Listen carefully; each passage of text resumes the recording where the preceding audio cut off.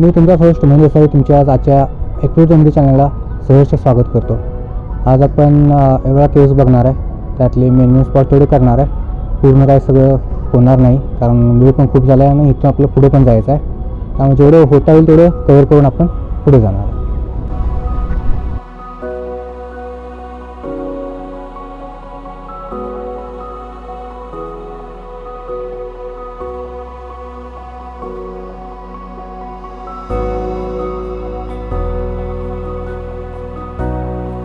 येरळा लेणी हे एक भव्य युनेस्को जागतिक वारसा असलेले स्थळ आहे. त्यात खडकात कोरलेले जवळपास 34 भव्य मंदिरं आणि मठ आहेत. इसवी सन 6व्या ते 10व्या शतकाच्या दरम्यान थेट बेसॉल्टच्या कड्यावर कोरलेला हा पूर्ण परिसर आहे.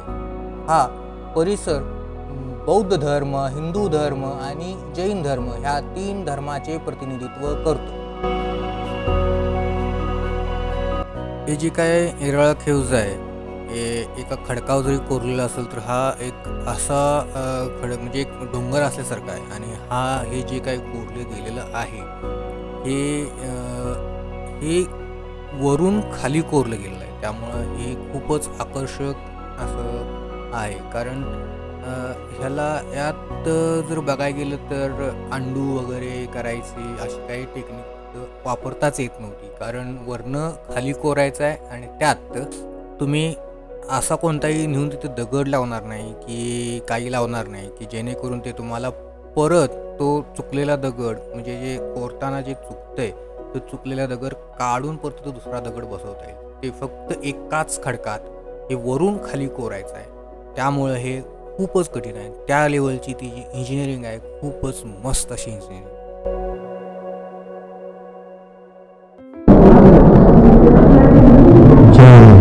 शिवशंकर शंकर शंकर महाशंकर हर हर महादेव.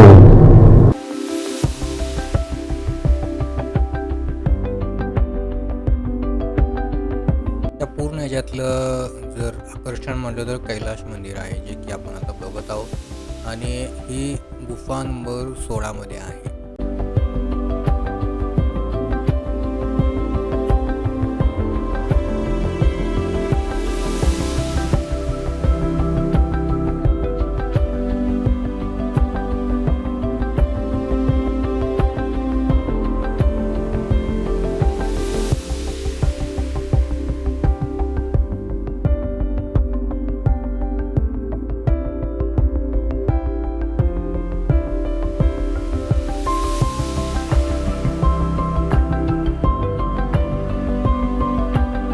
हे जे काही तुम्हाला पुढे दिसतंय हे बरोबर तुम्हाला विषय होतो बॅक साईडला तुम्हाला बघायला भेटेल. हे येरळा केव्जमधले एक शिव मंदिर आहे जे की 16 नंबर गुफामध्ये आहे. खरंच जर विचार केला तर त्यावेळेच्या इंजिनिअरिंगची दादच द्यावी लागेल. इथनं बरोबर 2 लाख टन एवढा जवळपास पत्थर एवढं इथनं म्हणजे दगड एवढा काढला असेल. पण हा दगड कुठं गेला काय गेला हे कुणाला काहीही माहीत नाही. त्याचा जर उल्लेख कुठं तुम्हाला आढळला असेल तर कमेंटमध्ये ते नक्कीच सांगा.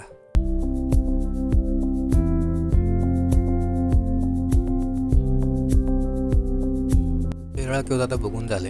आपण आता शिर्डीकडं चाललो आहे. तिथं आता मुक्काम घेणार आहे आणि दुसऱ्या दिवशी सकाळी उठून आपण पुढच्या जर्नीसाठी आपण पुढे जाणार आहे. आता येरळा केव्जमध्ये आज जायच्या आधी बॅगा वगैरे ठेवायच्या होत्या करायच्या होत्या. त्यात एक मित्र भेटला म्हणजे नवीन मित्र तयार झाला. नरेंद्र म्हणून आहे तो. आय थिंक तमिळनाडूचा वगैरे आहे. एक्झॅक्ट मला माहीत नाही. पण आता उद्या जर तो भेटला तर त्या ब्लॉगमध्ये तुम्हाला तो नक्कीच कळेल.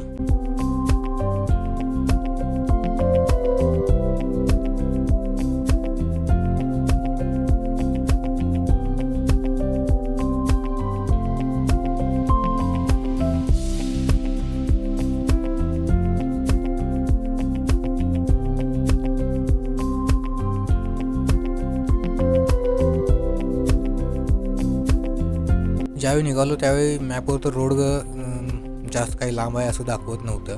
पण काही केलं हा रोड वसरणच झाला आहे. कारण रोड पण बारका आहे काही ठिकाणी रोड पण चांगला नाही, तर काही ठिकाणी कामं चालू आहेत रोडची, त्यामुळं हा रोड काही केल्या वसरून जातो.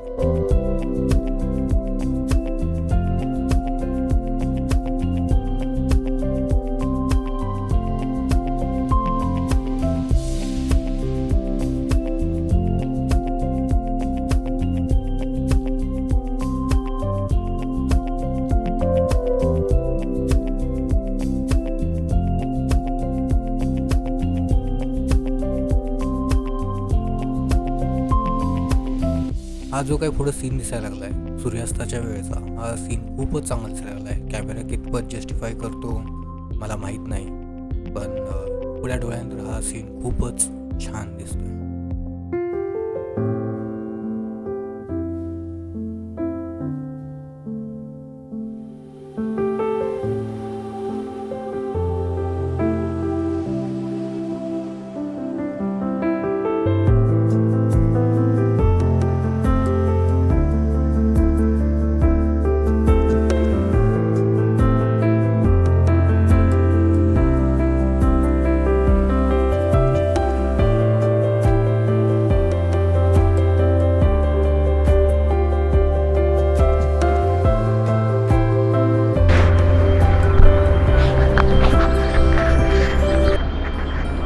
नमस्कार.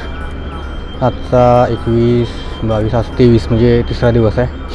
काल रात्री ब्लॉगचा एंड करायचा विसरून गेला, त्यामुळे तो मी आत्ता करतो आहे. आणि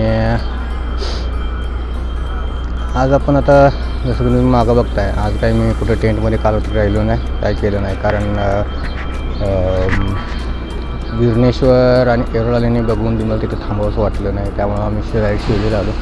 शिर्डीमध्ये इथं राहणं सोपं आहे, लेट पण झालं त्यामुळे कुठं टेंटला जागा भेटली नाही, त्यामुळे तर 20 रुपये देऊन टेंट राहण्याची सोय होत्या. आश्रम आहेत, बरेचसे आश्रम आहेत इथं, जर आला तर आश्रम भरपूर आहेत, त्यामुळं राहण्याची सोय बऱ्यापैकी होत्या. अशाच प्रकारे आज कुठं जाणार, काय करणार ते आपल्याला पुढच्या ब्लॉगमध्ये कळेल. आज हा ब्लॉग मी इथंच संपवतो आहे. भेटू आपण नेक्स्ट ब्लॉगमध्ये. जर व्हिडिओ आवडला असेल तर लाईक, शेअर आणि सबस्क्राईब नक्कीच करा, आणि हां, कमेंट करायला मात्र विसरू नका.